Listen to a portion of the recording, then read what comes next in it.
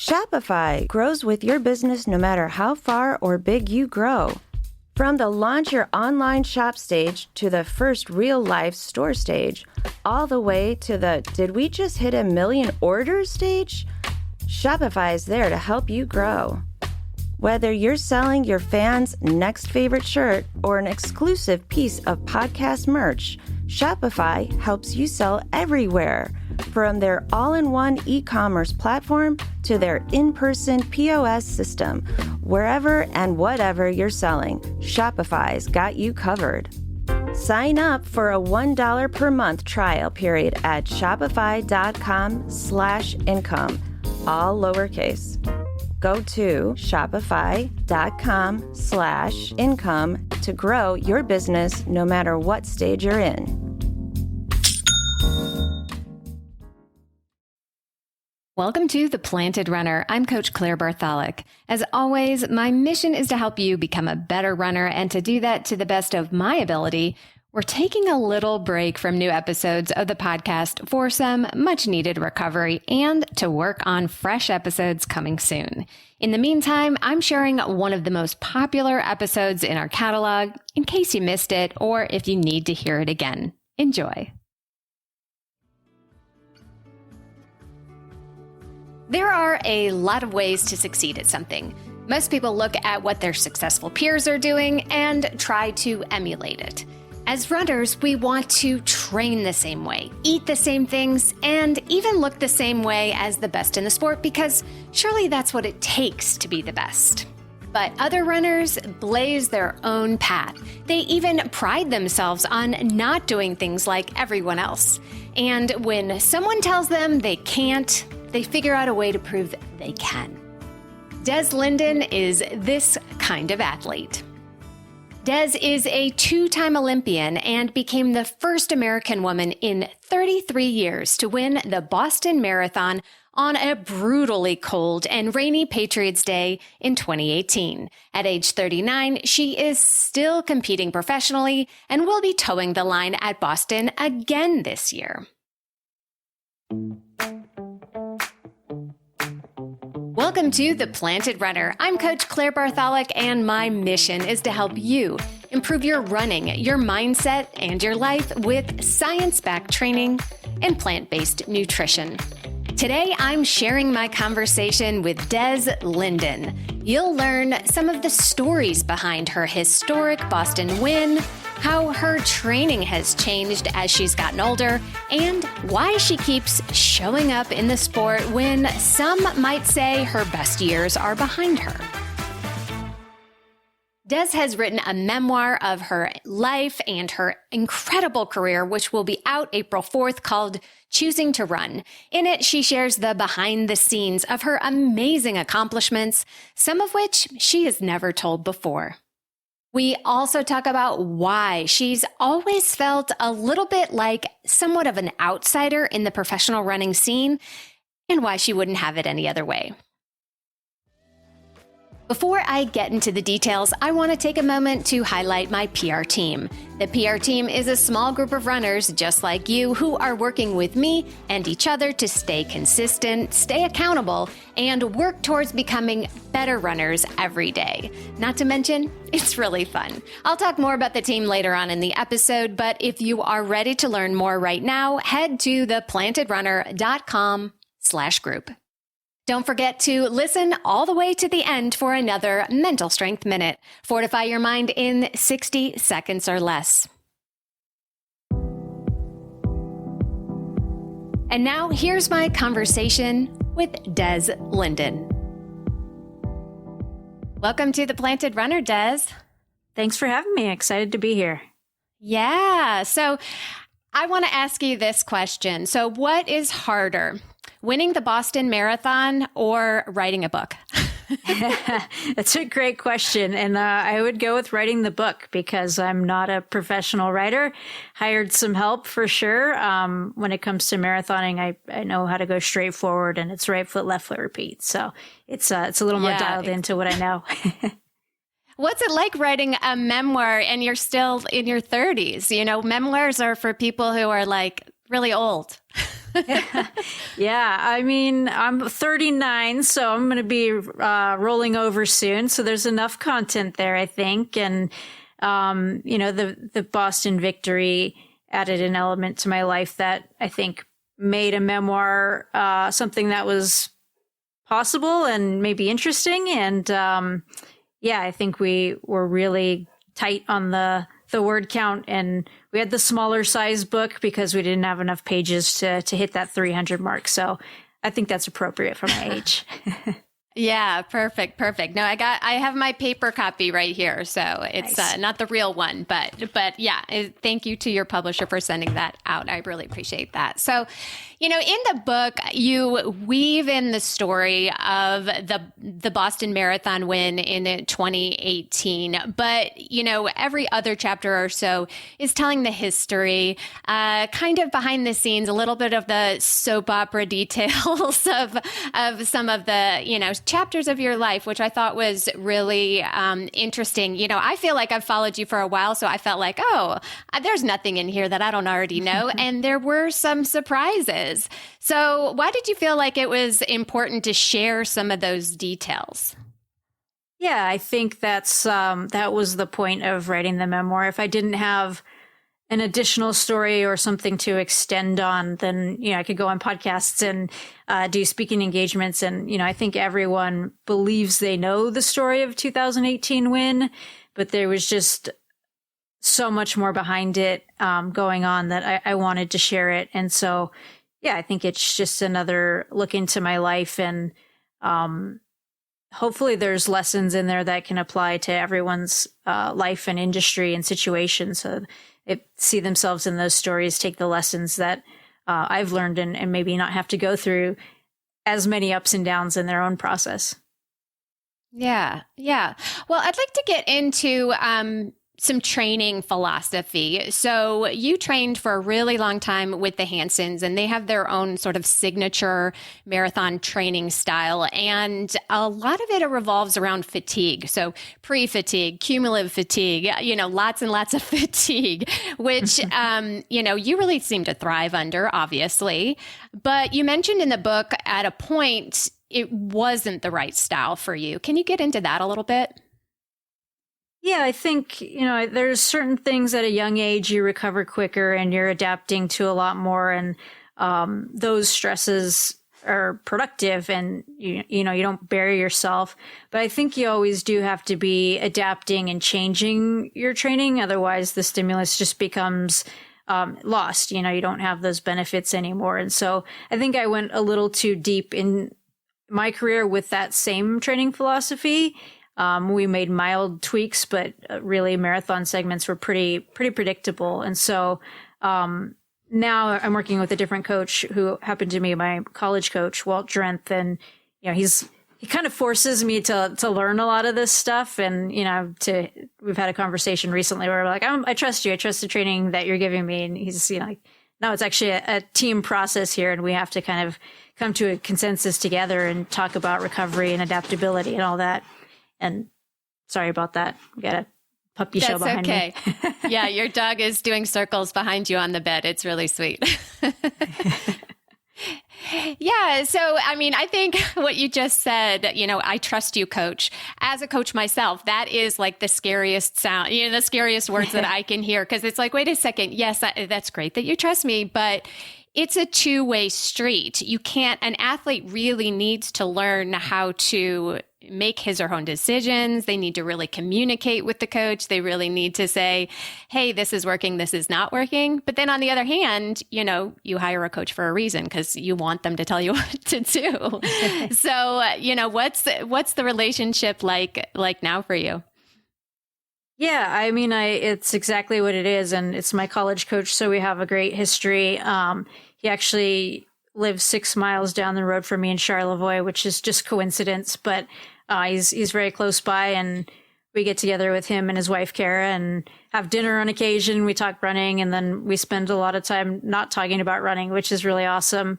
And then the coaching side is sort of a separate side where we sit down and he kind of has the big plan for a buildup laid out, but everything's in pencil. And, I think one thing that we've been trying to get better at throughout these years is communicating, to be honest, where it's like, I'm going to give you the work, but let's talk after each session and decide if we need to adjust, if we need to push things around, and not just looking at the schedule as in stone and I have to, get everything done or else this thing isn't working. So it's much more flexible. It's much more individualized, personalized, and, it's taking into account a lot of things too, where it's like, I'm 39 and there's a lot different things that I need at this point than when I was, 26. So that all comes into play. Yeah. I wanted to get into that. What are those things that you've noticed that you have to do differently? Yeah, it's I think it's less volume and, more intensity and being more intentional in the sessions that I'm doing. Focusing a lot more on speed, even if it's for shorter bouts, and just touching on paces that are uncomfortable, and then making sure recovery is a part of it, because that's when the adaptation happens, and then start all over when you're ready to run hard again. Mm-hmm. Yeah. So, a lot actually has changed in the distance running world as far as training, or maybe everything old is new again. I don't really know. But, you hear about the Norwegian model, they're training at lactate threshold all the time for 1,500 races, which seems bizarre. And then, Kira D'Amato talks about training like a 5K runner for the marathon, doing a lot of things that are not bread and butter marathon type things. So do you feel like you're shifting in those kind of ways too? I think so, to a degree. I mean, I think the event has changed significantly with the introduction of the new shoes, which is kind of silly, but it's just a much faster race. And, I think you hear a lot of people talk about the shoes and say, well, my legs just aren't as fatigued. So you have to be able to run faster, and, they figure out how to factor those in. But personally, I just, I think the thing that is going to make me stay where I'm at or get a little bit better is, running paces that are uncomfortable. I'm really good at locking into marathon pace for a long time, but there's no kind of change of pace in there. So that's the stuff I need to work on and make that marathon pace feel a little more comfortable again.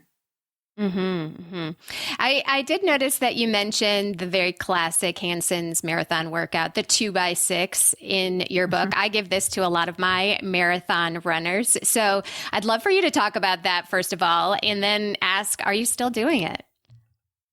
Yeah, it's definitely a staple workout in the program. I think, it's kind of funny is what makes it special is it's at the end of about 120-mile week. So we would do a simulator, 16 miles is pretty typical, and then have a 20 miler, and then maybe like a, 3x3. And at the end of the sequence is 2x6 miles, with 10 minutes like a 10-minute rest in between there. And so it's a bulky day, and in its own right, it's a tough workout, but it's really the placement of that workout at the end of the segment that makes in that program such a tough thing to do. And we would do it at 5 seconds faster than marathon pace throughout. So, to me, that was kind of a signature one. If I could get it done, I knew I was ready to go. And by the end of that stretch, I was also very ready to taper. And, when you got your fresh legs, it's like, okay, I got a chance to do this for 26.2. And now it's very different. I think I've done 2x5 with my coach. And we would do a lot of it at marathon pace, but then hope to have legs to run, 10 seconds faster than marathon pace by the end of it. And the, things around it are not as bulky either. So it's just a different workout, but it sort of looks the same on paper, which is kind of funny. Yeah. No, it's a classic. I love it. I always felt like if I or my athletes nailed that one, I'm just like, yes, gold star, get really excited about that one. And another thing that you talked about in the book is that you really don't do really long runs. You have a ton of mileage compared to a recreational runner weekly, but you're not going out there and running, 22, 25, 26 miles in training. And some elites actually do that. And I would love to hear why that's important to you. Yeah, that philosophy really came from the Hansons as well, where it was like there's so much bulk the rest of the week that the idea was that it's 20 miles, but it's the last 20 miles of the marathon. So, the week really adds that first 6 miles on into your legs before you even get started. And then you're covering the rest of the distance.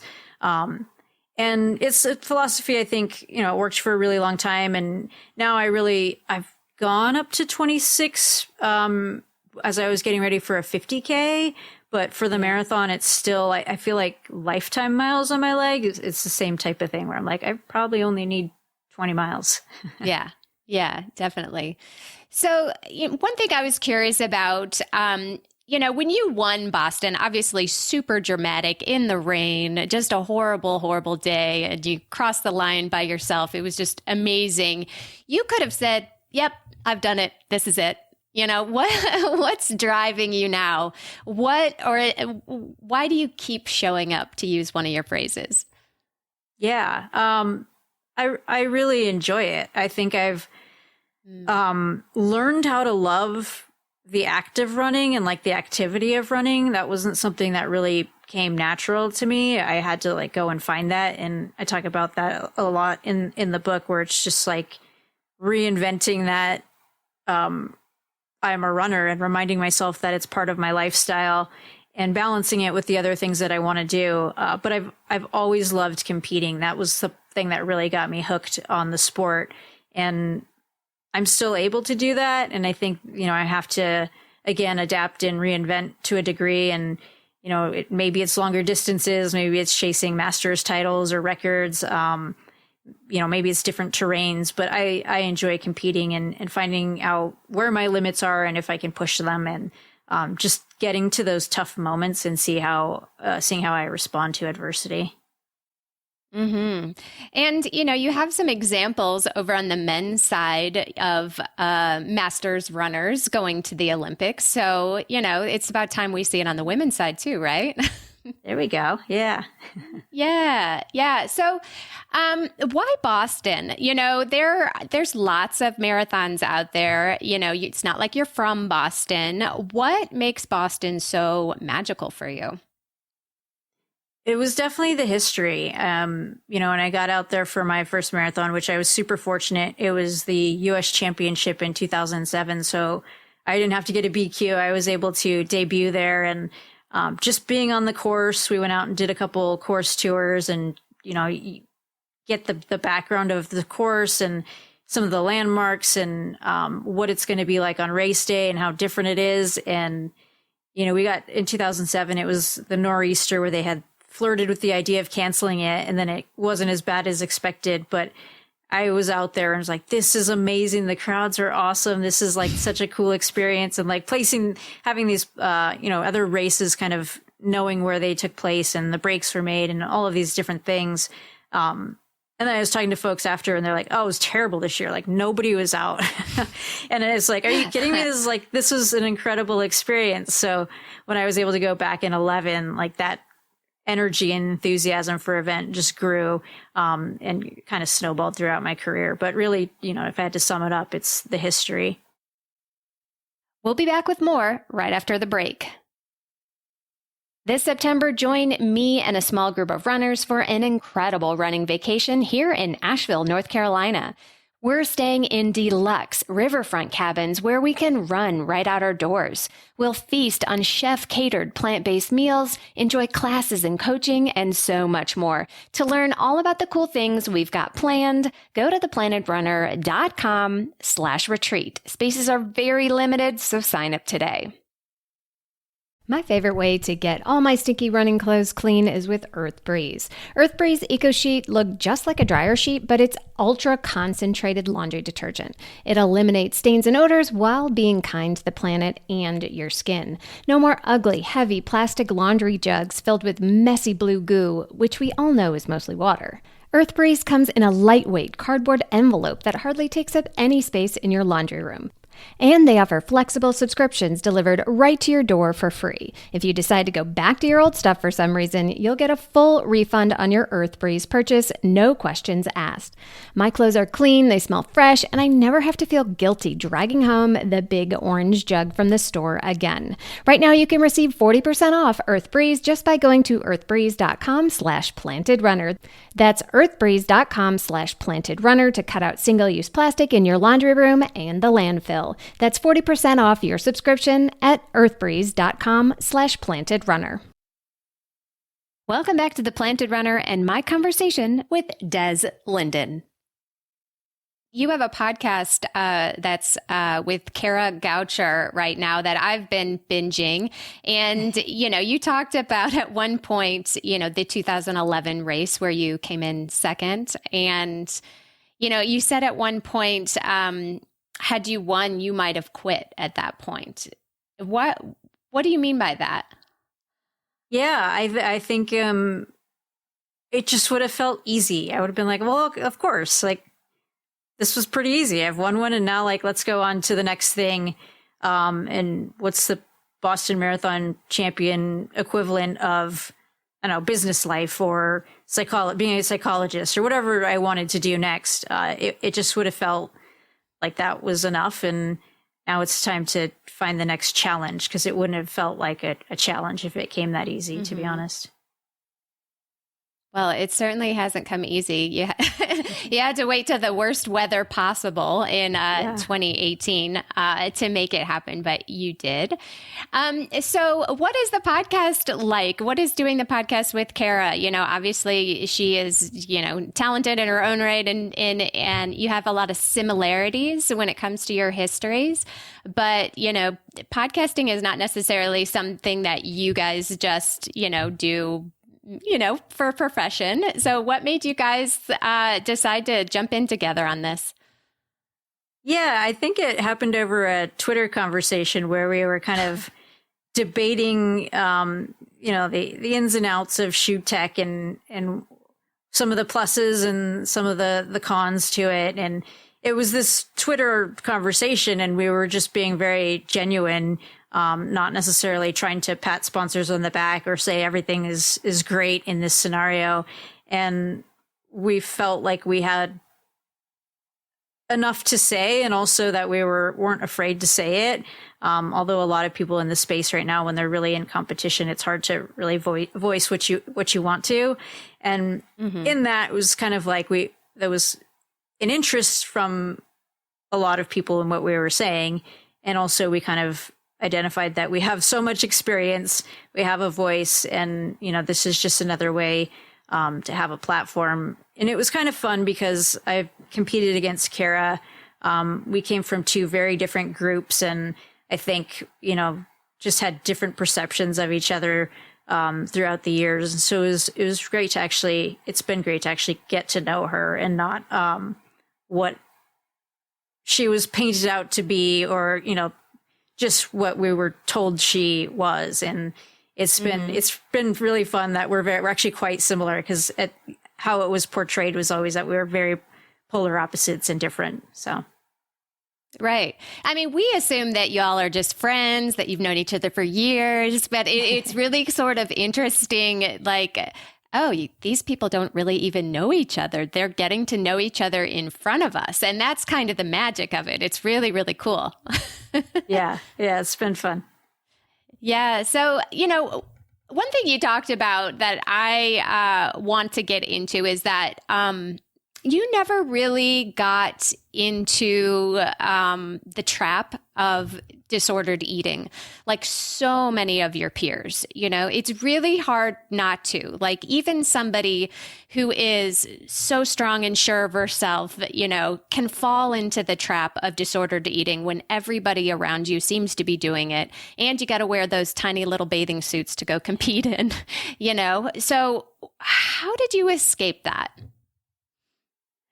I feel like I've always been really comfortable in my own skin. And part of what makes me me is not caring what other people think, and not kind of doing something because everyone else is doing it. I think I've always taken a lot of pride in finding my own way. And, I think in the first chapter, the early chapters, this outsider mentality, I'm very comfortable with it. And I feel like I was always kind of an outsider. So if this made me an outsider, that was kind of my place anyhow. And, I always I feel like I had a really good perspective on that this is a sport. Like, it's supposed to be fun. And a lot of that came from my relationship with my father. And also, I also remember a lot of conversations with my father that, it was like, if you don't fuel, if you don't eat, you just don't get to play. And it was sort of something that he hung over my head, which could go a lot of different ways. But for me, it became very practical. Like, oh yeah, you have to put fuel into the machine if you want to get it to go.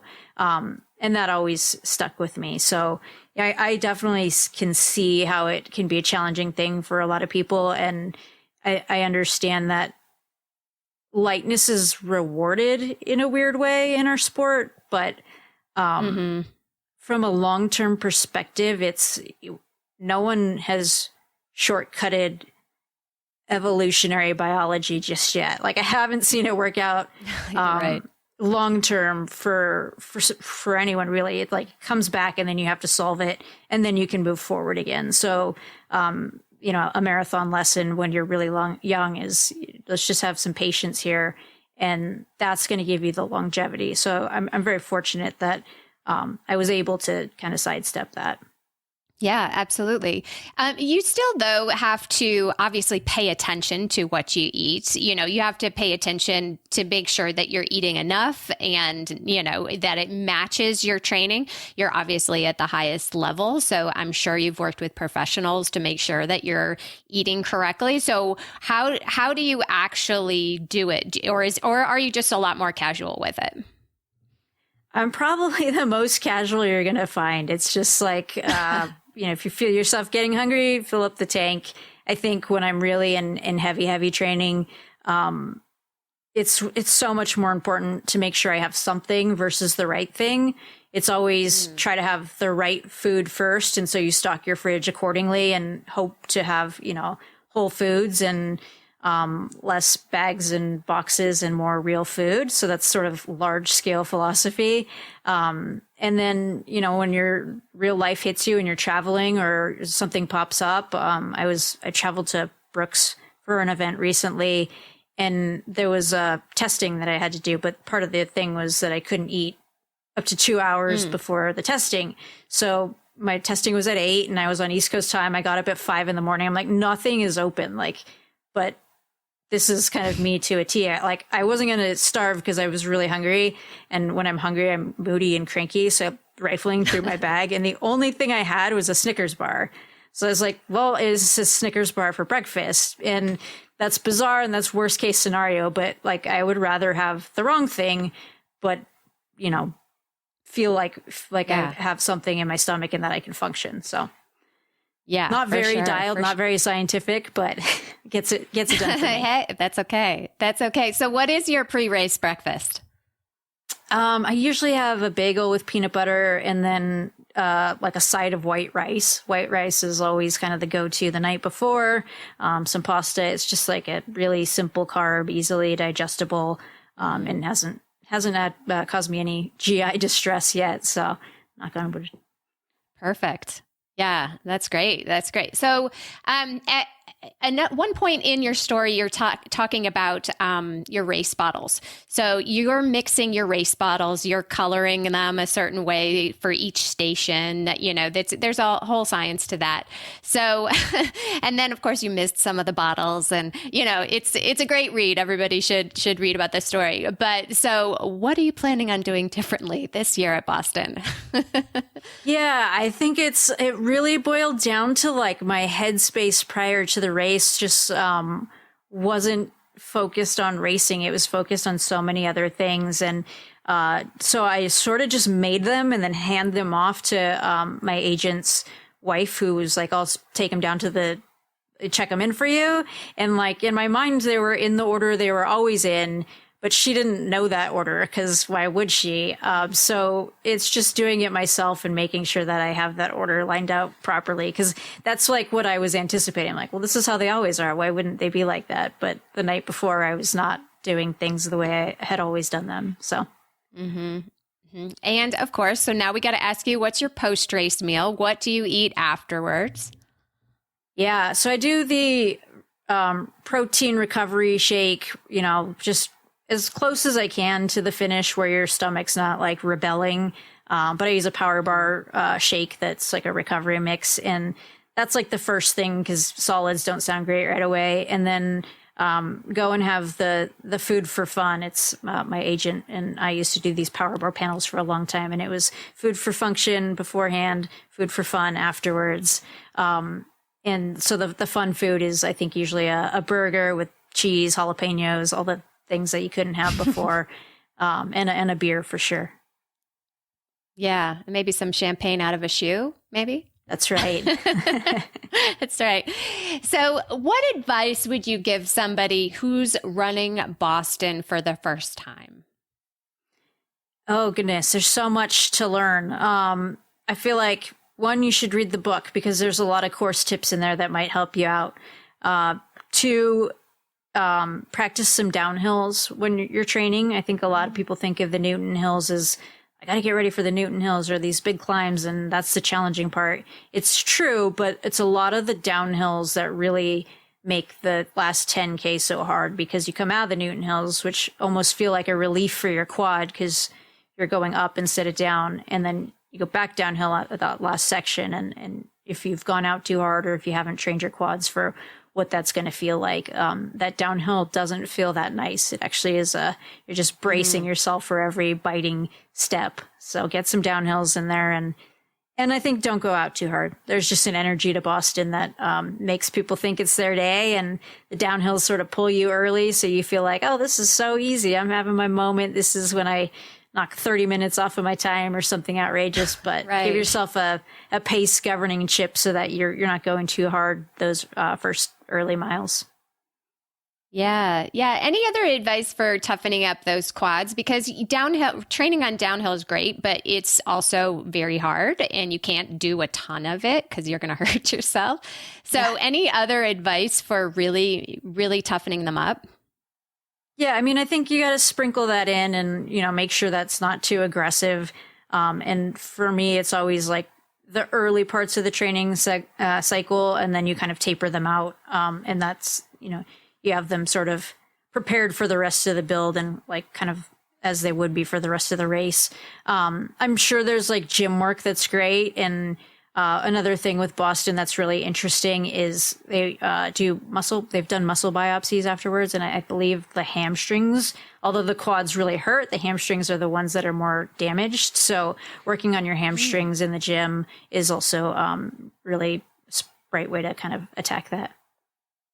Yeah, for sure. For sure. And what about the weather? Like, how do you prepare for the weather? So, obviously you could get a crap day, you could get a hot day, you could get a sunny day. There's lots of points on the Boston course where there's absolutely no shade and it's miserable if it's hot. So how do you prepare for that? If you're training in a hot climate, training in a cold climate, a lot of people show up and they're just like completely unprepared for really bad weather. Yeah, I think for the cold weather, it's the right gear and knowing what that's going to be.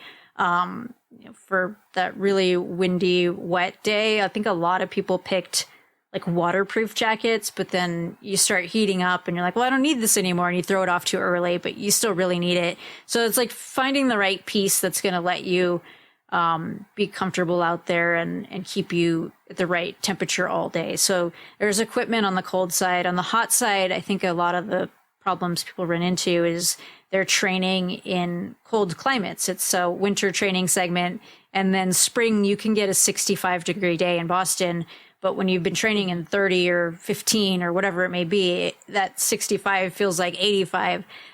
So 10 days out or so, I think reminding your body how to sweat is pretty important. And you can do that with just a few extra layers, maybe a sauna, something like that. And just, it's getting that body dialed into that sweating process again. And that's how we self-regulate our temperature out there. So that'll help a ton. And it doesn't have to be crazy. It's like a 10-day thing where you just sort of add it in, and then obviously amp up hydration with that too, if you're losing a lot of sweat. So in Boston this year, what will you define as success for you? When you cross the finish line this April, what will you say to yourself, yeah, that was a good day? What would it take?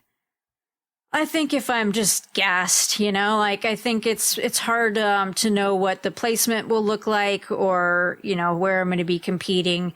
But maximizing my fitness and training is obviously the first step, getting to the line healthy. And then just knowing like every step I've exerted myself right where I needed to. And I never threw in the towel or said like lost the battle of the bargaining where you go like, just going to back off for a little bit here. No one's really going to know. Just being able to answer that honestly at the end and say, yeah, no, I was on the gas the whole time. I left it all out there. That would be a successful day for me. Awesome. Well, I think that is a perfect way to wrap this up. I know you've got lots of these things to do, so I want to be respectful of your time. So the book Choosing to Run comes out April 4th. Is that correct? That's correct. Yeah. And then Boston a couple weeks later. Awesome. Well, congratulations on the book. I've written one myself, and they are harder than marathons for sure. I'm one and done, I think. How about you? You got another one in you? Good question. I got to go do some more life things, some more fun, cool stuff, and then we'll see if it's interesting enough to put on a page. Awesome. Well, Des Linden, this has been an absolute honor and a treat. Thank you so much for being generous with your time, and best of luck with both the book in Boston and, of course, the podcast and everything else that you're doing. Thank you so much. And now it's time for the Mental Strength Minute. Fortify your mind in 60 seconds or less. Today's topic is keep showing up. A phrase made famous by Des Linden, this simply means consistency is the most important part of achieving anything. You will not have a great day every single day or even most of the days, but the more often you show up and give it a try, the better you will become. So if it's too hot or too cold or too rainy for your run, dress appropriately and go run anyway. There will be days when you don't feel like running, but unless you are sick or too sore or injured, a run will feel better once you've done it, even if it's slower or shorter than you had originally planned. Because your training is never about just one run. It's about all the runs that you showed up for.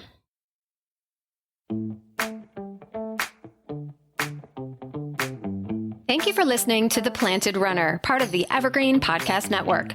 Don't forget that you can win free access to one of my sprint session masterclasses just for writing an Apple Podcast review. So be sure to write yours right after your run today. Reviews are the #1 way to boost this show's reach, and it's a great way to tell me what you'd like to hear next because I read every single one.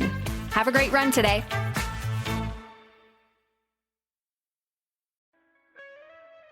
Hear Her Sports is a podcast for everyone who loves stories by and about women striving to improve and make a difference in their lives. I am your host, Elizabeth Emery, a former professional cyclist. In every episode, I introduce a female athlete or woman in the business of sport through a thoughtful conversation about who they are and the terrific work they're doing. My guests and I explore the glorious and frustrating issues in sports, history, equity, training, nutrition, and so much more. Join us for inspiration, for community, and for love of being a strong, athletic woman.